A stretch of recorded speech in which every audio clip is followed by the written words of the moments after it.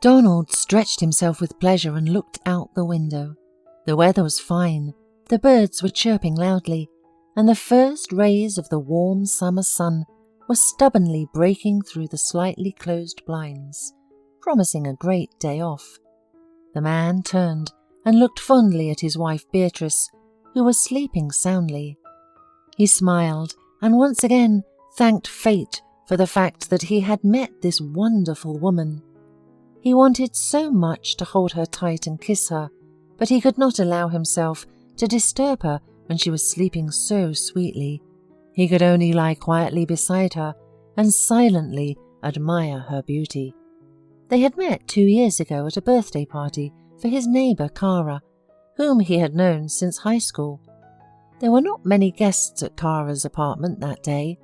Donald poured himself a drink and began to get to know the rest of the company little by little, while Cara was following him everywhere.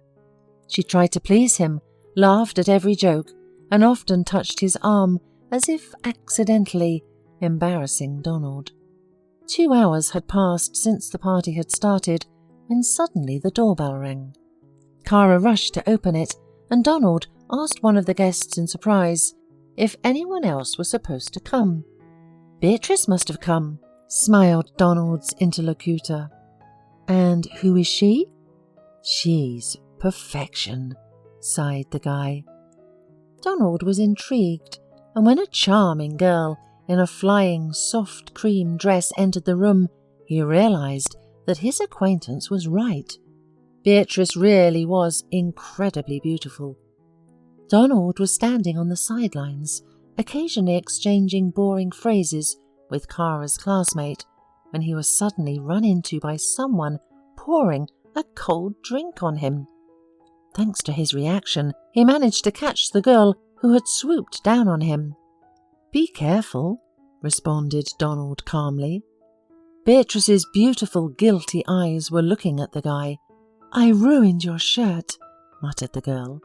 There was a huge red stain on Donald's clothes. "It's okay. I live upstairs. I'll go change." Beatrice sighed in relief. "May I come with you? I feel terribly guilty."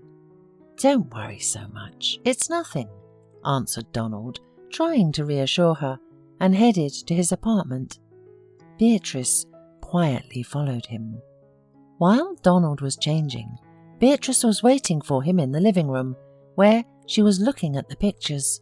On one of them, Donald was with his cousin. "I've always dreamt of having a sister," Beatrice said sadly when Donald returned. "But my mother never married after my father had left, and she raised me alone, so the dreams remained dreams." "I'm so sorry." Donald wanted to encourage her, feeling her loneliness keenly. "Well, what do you say if we don't go to Cara and stay at your place?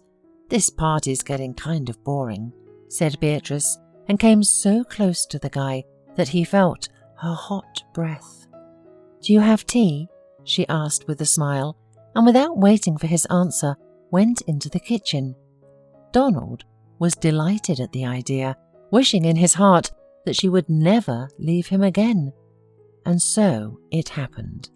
Beatrice stayed with Donald, and for over 2 years they have been happy together. Suddenly Beatrice opened her eyes and smiled at her husband. Donald leaned over to his beloved, kissed her, and gently touching her round belly, asked, "How is the best woman in the world and mother-to-be feeling?" "Fine," whispered Beatrice, and put her husband's hand on her belly. "Have you felt it? Our baby's awake too," she smiled, "and that means it's time for breakfast." Donald gently touched his spouse's belly with his lips and joyfully hurried to prepare breakfast for her. It should have been a usual day off. Donald was going to visit his parents at their summer house in the countryside. His father and mother had moved there 3 years ago. Beatrice had not been going with him for the last month.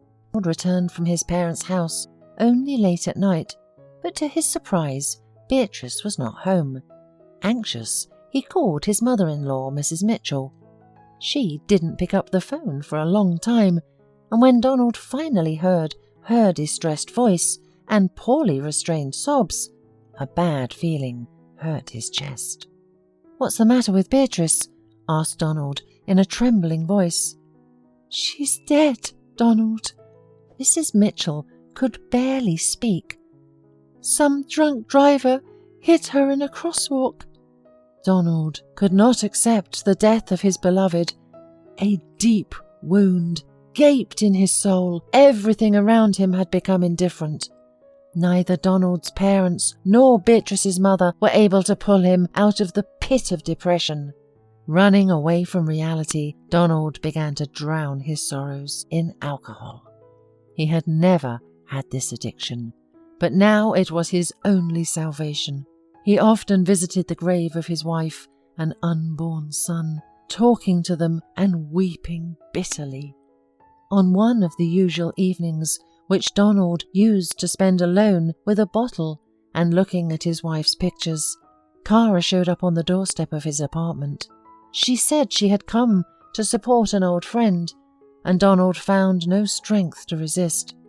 He invited her to keep him company and put a glass of whiskey in front of her. "Rest in peace, Beatrice," Cara said, and drank the whole glass. Cara spent the evening with Donald, let him talk, cried with him, poured more and more whiskey for him. When Donald fell asleep, Cara did not go back to her place, but stayed at Donald's place. In the morning, when the man hardly opened his eyes and felt a hellish headache, Cara brought him some broth and persuaded him to eat. After taking the last spoonful, Donald felt better. Since then, Cara began visiting him frequently. Donald felt that Cara understood him, that she was ready to share his pain, and that he no longer needed to be alone. There was no disappointment or acute pity in her eyes, like in his parents' or Beatrice's mother's. He had been alone for a year and felt an intense lack of a woman's warmth and tenderness. Donald felt she liked him and decided to start a relationship with her, but soon realized that he had made a mistake. Having got what she wanted, Cara quickly showed who she really was. She liked to have fun and spend money, but Donald was not comfortable with that way of life. The man had to quit his high-paying job because of the depression, and his income was low now, but Cara demanded more and more money from him. The woman increasingly began to accuse Donald of being unable to provide for her, and most of all, she was irritated by his memories of his late wife. "That's it. I'm sick of it," she shouted one day, coming in tipsy from the bar. "Look what you've turned into. How long are we going to remember her? Get over it. You won't find another one like her. What's wrong with me? We've been together for a year and we're still in the same place." Cara stared angrily at Donald, and then the man, glancing sadly at Beatrice's picture, suddenly said, "You're right. You'll never replace her for me. I'm sorry, but we have made a mistake. We shouldn't continue our relationship." Cara became hysterical. The woman swore, shouted curses at Donald, humiliated and insulted him in every imaginable word, beat the dishes, but in the end, achieving nothing, left his apartment in anger. Donald had never spoken to Cara again, but her words really touched a nerve. For the first time, he realized the mess he had made of his life, the way he had sunk, and he became deeply ashamed. He knew that Beatrice would definitely not approve of this, so, sobbing over his wife's picture, he gave her his word to pull himself together and make things right. From that day on, Donald never touched the bottle again. 5 years passed. Donald came to his senses, got his job back, and started earning good money. He began to communicate with his family again, tried to live an ordinary life, except that he did not believe that he would ever find love again. The pain of losing his beloved dulled, but on anniversaries the man still used to visit his wife's grave, bring her favourite chrysanthemums, and talk to her a long time. One day, Donald was coming home from the grocery store. He was going to cook one of Beatrice's signature dishes, to remember once again the time when they were so happy.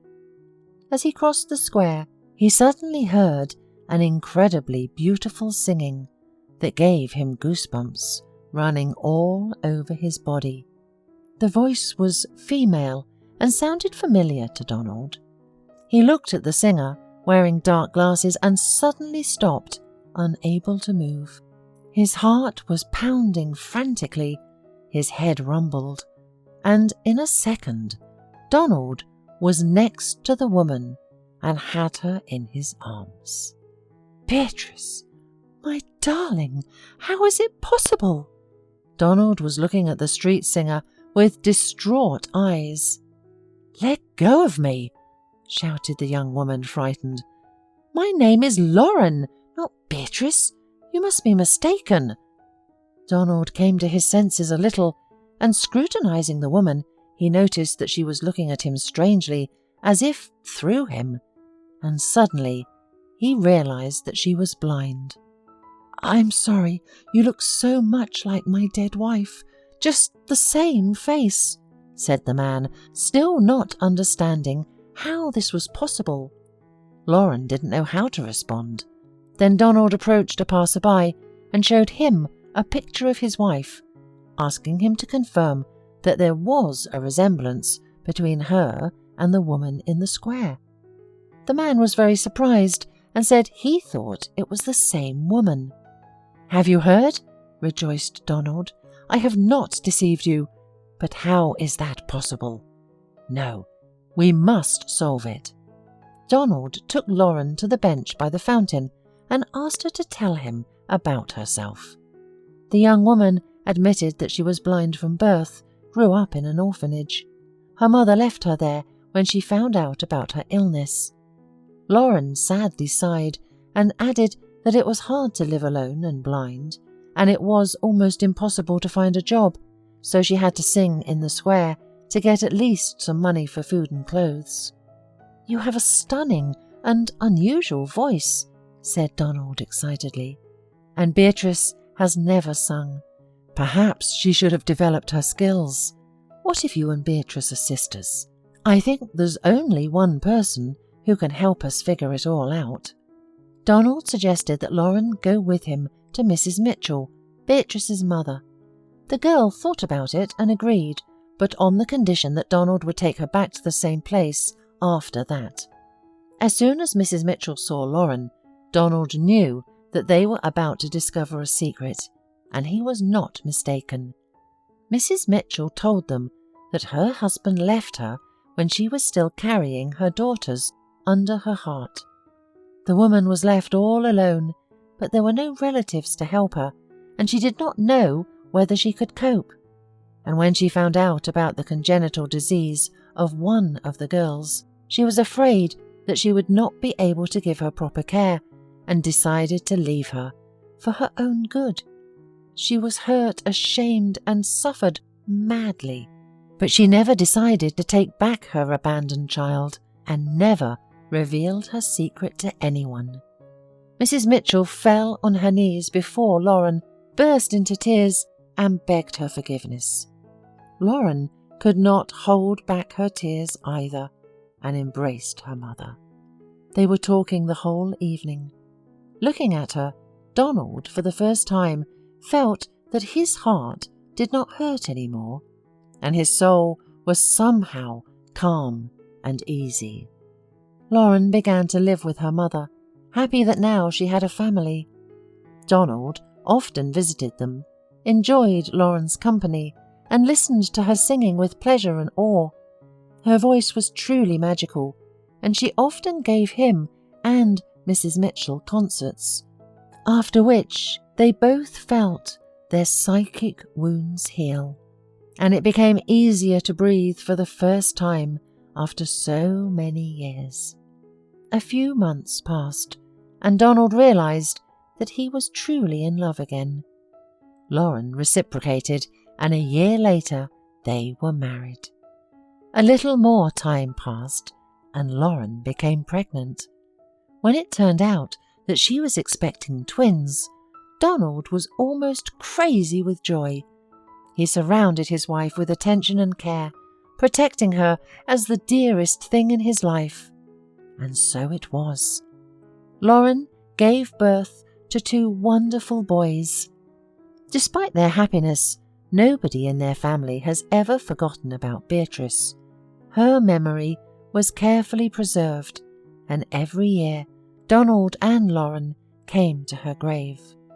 One day they drove to the cemetery, leaving their sons under the care of their grandmother. As they approached the grave, Donald realized he had forgotten the flowers in the car. "Honey, I'll be back in a minute," he said to his wife, and hurried to the car. Lauren touched the cold gravestone with trembling hands and whispered, "I hope you will forgive me my happiness, because I actually live your life. It makes me very bitter." The woman's eyes became wet. Wiping her tears, she continued, "My dear sister, despite this, I am pleased. I love them all very much. Our mother, Donald, and the babies." "Lauren," whispered Donald, "we will never forget Beatrice, and you can never replace her. But you are you, and there is no one like you anymore. I thank God that destiny has brought me together with you. I love you, my dear. I am confident that Beatrice is looking at us from heaven, and she is happy that we have healed each other." They stood like that together, hugging each other, and then, with a feeling of love and gratitude, they placed a bouquet of beautiful, soft cream chrysanthemums on Beatrice's grave and went home, where their sons were already waiting for them.